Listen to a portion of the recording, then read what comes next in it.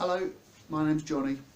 I'm a British citizen, also a citizen of Europe, and I am trying to raise awareness of something called the right to be heard and what that means for European Union negotiation of Brexit. And I'm also suggesting something quite practical that I think would help the debate in Britain around what sort of Brexit we want, and set quite a useful sort of precedent, send a useful message perhaps as well, in terms of how we go forward in Europe with the risk of other countries possibly going down the Brexit route and how that would be managed by Europe. So the whole thing is based on the fact that it's not just about Brexit being triggered by Britain.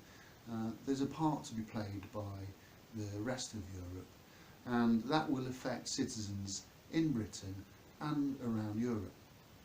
And where people are adversely affected by something that the European Union does, then they have what's called the right to be heard, which is something a little bit stronger than simply freedom of speech to complain about it.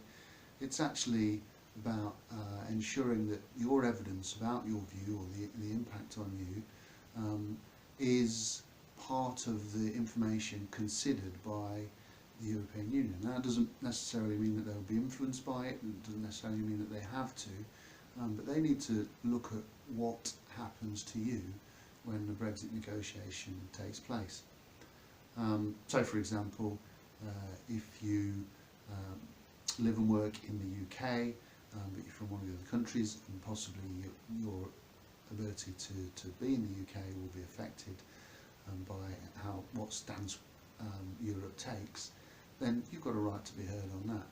And for British citizens, somewhere along the way you're going to lose the right to freedom of movement, but also possibly you'll lose all of the rights associated with your citizenship and your citizenship itself.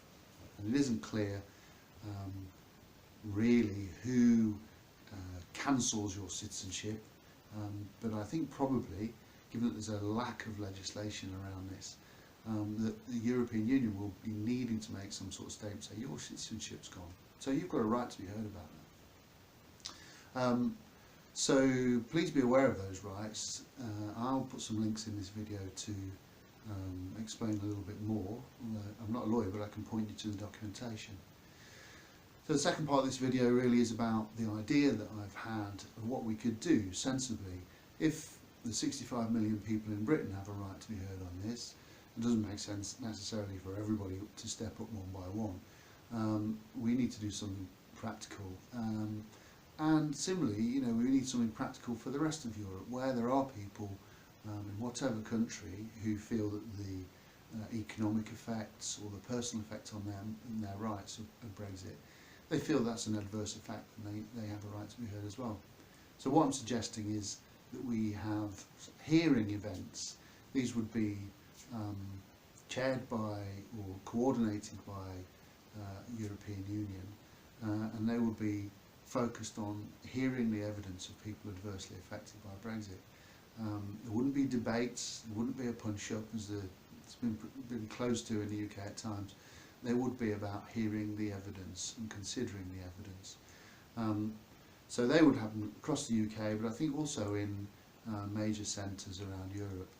And I think they have to happen because we have this right to be heard. I'd add to that the full disclosure of documents related to the European Union's Brexit negotiation as it affects EU citizens. So I think that particularly the strongest issue around the cancellation of citizenship for the British and how it is proposing to do that and what its negotiation position is on that. So we've heard noise and we need to know where that noise is coming from.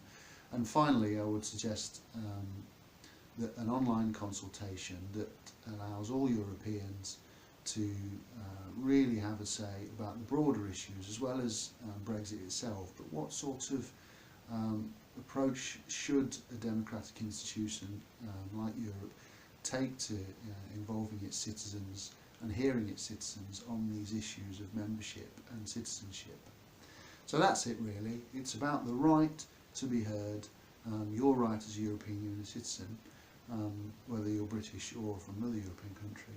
And it's about practically how do we do that by making hearings happen led by the EU up and down the UK, and some other stuff to back that up, like disclosure of documents, as I say, and the online consultation. I hope you'll sign the petition I've started to ask the European Commissioner for Justice to respond to the issues and ideas in this video. You can find the petition by typing tinyurl.com/JGPetition into your browser.